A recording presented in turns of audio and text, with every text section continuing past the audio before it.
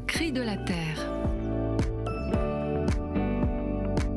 Comme chaque année, le pape transmet un message d'espérance pour la journée mondiale de prière pour la paix, le 1er janvier. Depuis Saint Jean-Paul II, habitude a été prise en 1990 d'associer au thème de la paix celui de la sauvegarde de la création. Or, constatons que cette habitude n'a pas été suivie pour le message de cette année 2026.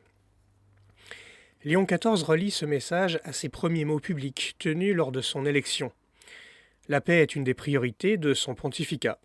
Pour lui, comme il l'annonce de manière structurante de son texte, je cite, « Il s'agit de la paix du Christ ressuscité, une paix désarmée et une paix désarmante, humble et persévérante. »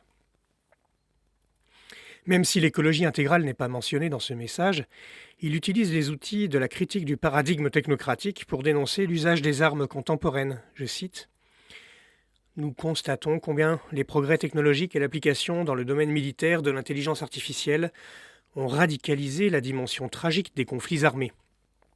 On assiste même à un processus de déresponsabilisation des dirigeants politiques et militaires, en raison de la croissante délégation aux machines des décisions concernant la vie et la mort des personnes humaines.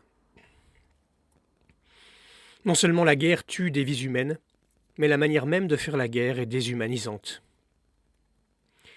Mais pour le Saint-Père, la manière de vivre et de s'engager pour la paix doit être désarmante. Je le cite, « La bonté est désarmante, c'est peut-être pour cela que Dieu s'est fait petit enfant. » C'est donc ici l'exemple du Verbe incarné dans la crèche qui doit être notre modèle.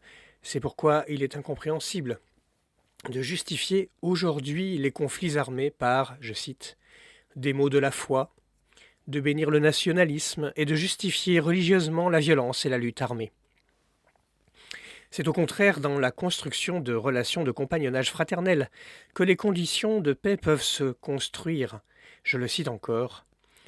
On doit opposer à une telle stratégie le développement de sociétés civiles conscientes, de formes d'associations responsables, d'expériences, de participation non violente, de pratiques de justice réparatrices à petite et à grande échelle. Léon nous place ainsi dans la perspective de la fraternité sociale envisagée par le pape François dans Fratelli Tutti.